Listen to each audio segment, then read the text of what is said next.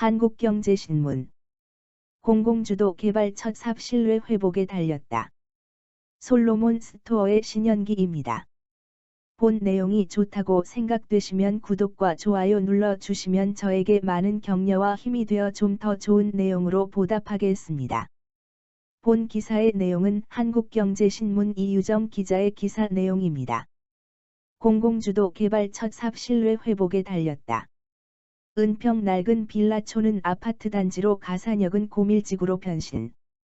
서울 도심의 5만 가구 공급 공공주택 복합개발 공공재개발 시동.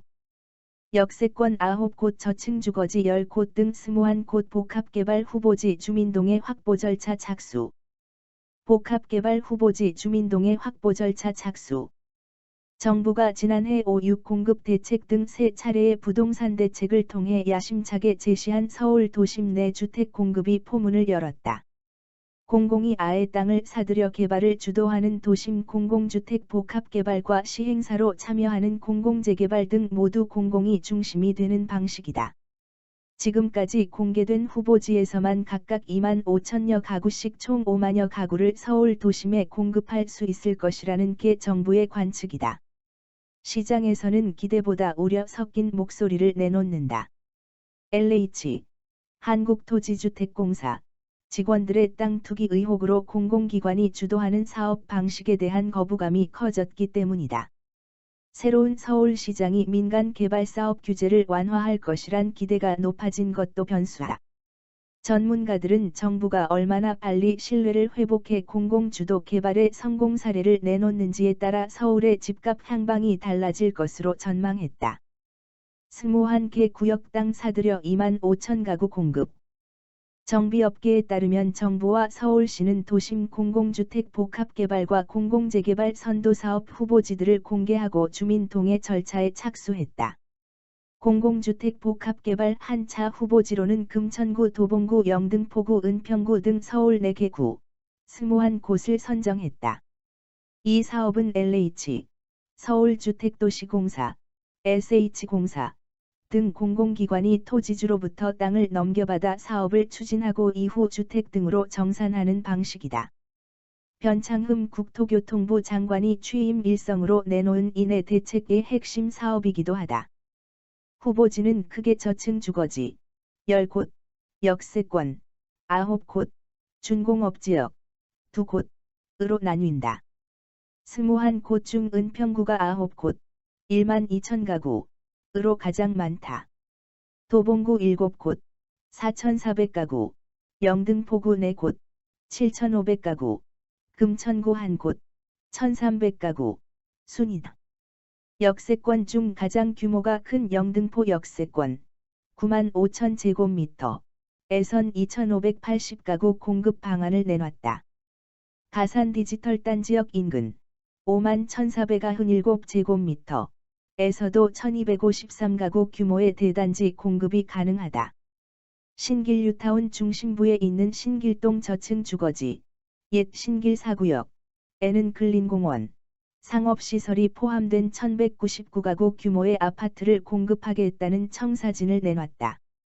윤성원 국토부 한 차관은 선도사업지 21곳의 사업성을 분석한 결과 용적률이 민간 재개발 사업보다 111%포인트 높아지고 가구 수는 1.4배 증가하는 것으로 파악됐다고 설명했다.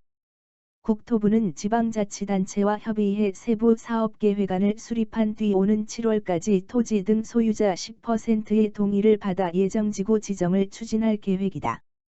성북 1등 공공재개발 후보지도 윤곽.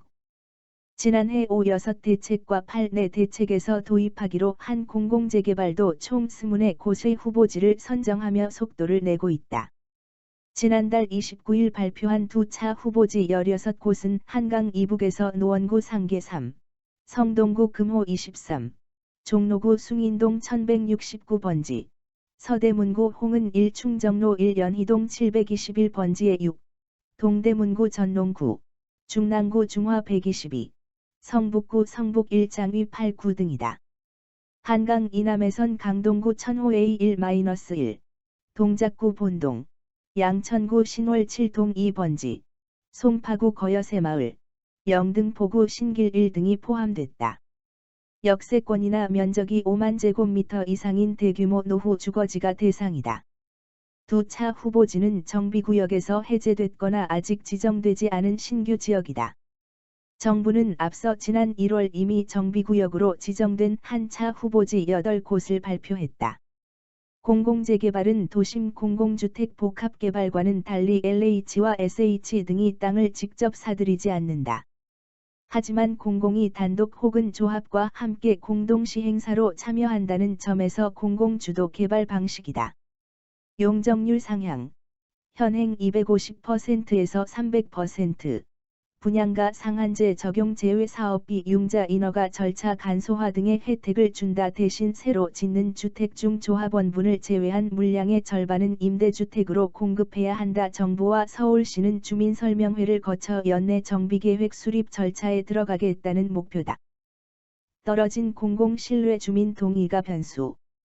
총 3차례에 걸쳐 공개된 공공주도 개발사업 후보지를 통해 서울 도심에 공급 가능한 물량은 총 5만 가구에 이른다. 공공주택 복합개발 한 차 후보지에선 2만 5천 가구가 나올 전망이다. 이달과 다음 달 각각 서울 2세 후보지 발표가 예정돼 물량은 더 늘어날 가능성이 있다. 공공재개발 한 차, 4,700가구, 두 차, 2만 가구. 후보지를 통해 나올 물량도 2만 5천여 가구에 달한다. 정부의 계획대로만 된다면 서울 집값 안정에 영향을 줄 수 있을 만한 물량이다. 국토부에 따르면 최근 4년간 서울의 연평균 아파트 인허가 물량은 4만 가구 수준이다. 전문가들은 그러나 공공주도 개발이 성과를 내기까지 넘어야 할 산이 많다고 지적했다. 무엇보다 LH 사태로 공공에 대한 신뢰가 땅에 떨어져 동의율 확보에 난항이 예상된다. 공공주택 복합개발과 공공재개발 사업을 추진하기 위해서는 토지 소유주 3분의 2 이상 동의가 필요하다. 서울시장 취임 이후 민간 재개발 재건축 규제 완화 움직임이 나타날 수 있는 것도 변수다. 민간 개발이 쉬워지면 굳이 임대주택을 더 지으면서 공공이 개입하는 사업 방식을 택할 이유가 없어진다.